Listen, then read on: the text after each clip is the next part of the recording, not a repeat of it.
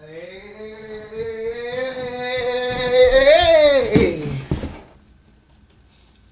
Guess what I got?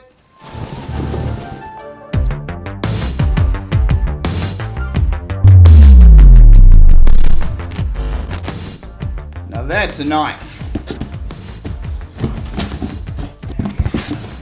Let's see what it is. Oh.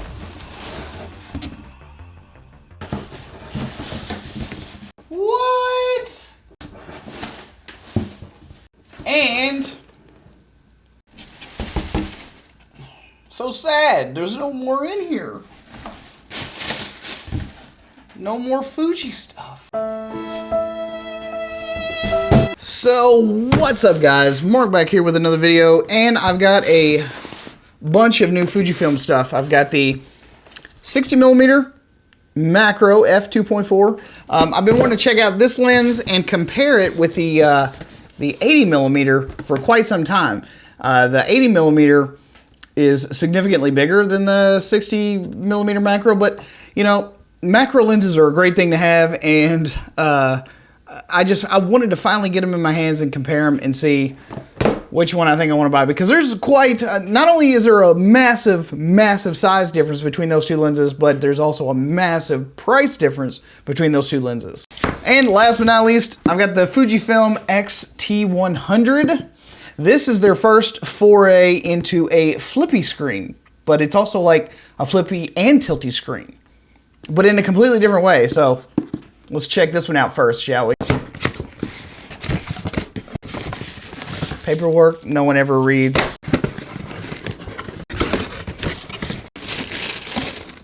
And there it is, ladies and gentlemen. Ooh, it's in the silver. That's nice. There's the viewfinder.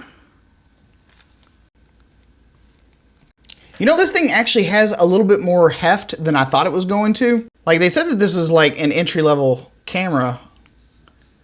As you can see, the grip is already on there. This is a loaner from B&H, so I definitely want to thank Izzy over at B&H Photo for sending me all this gear out for review. But yeah, I was really expecting this to like feel cheaper, but it does. It's got like weight, like a lot of weight. Aw, sad days. Look how close that 1/4-20 tap is to the battery compartment. And it's off center from the lens. Look at that. Here's the middle of the lens, and there's the... Sad. But it does feel good. I mean, like, that's the little grip. Yeah. I mean, you do got some dials. Not even, it's nowhere near the same. Like, that's not even close. I mean, nothing's marked except for your little mode dial up here, which oddly is missing a video mode. But here's your record button. It's like right up there at the top.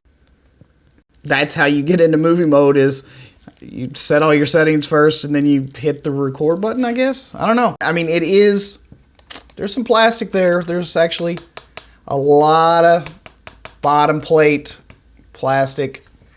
Top plate, it's plastic too, but it feels nice. Like, it does have some heft. All right, let's see what else we got. Let's look at the little macro first, since, you know, it's lighter. All right.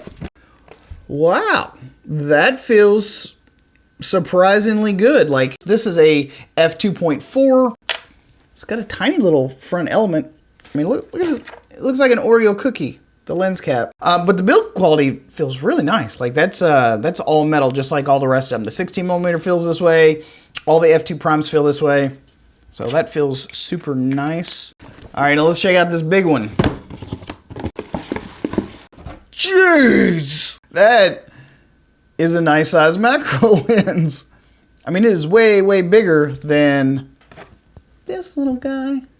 Aw, like it's not even like, yeah, this one is ridiculously huge. Not ridiculous. I mean, it's pretty much in line with most of the other brands that make macro lenses. Way, way bigger than the 60. I mean, that's a massive size difference. And this one is running about $600, I think, if I'm not mistaken. And this one is running about double that, $1,200 or $1,300 for this one. But with this one, you do get weather sealing, optical image stabilization, And you also have a limiter switch on this one as well, where on the 60mm, you do not have a limiter switch whatsoever. But 60mm is kind of short.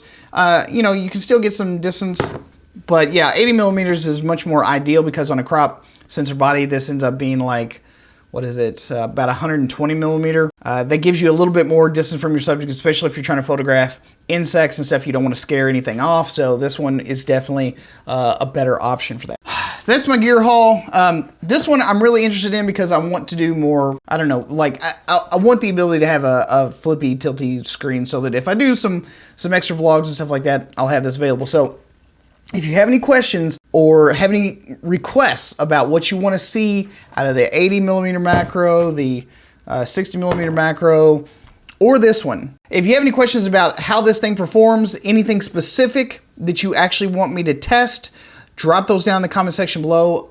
That way I can actually give it a test. So at any rate, guys, thanks so much for hanging out with me today. Gear haul day. I love when new gear shows up. But yeah, just leave all those questions, suggestions about what you want me to test down in the comment section below. And I promise I will add them to the list and make sure that I get those things checked out for you. At any rate, we'll see you guys on the next one. Peace.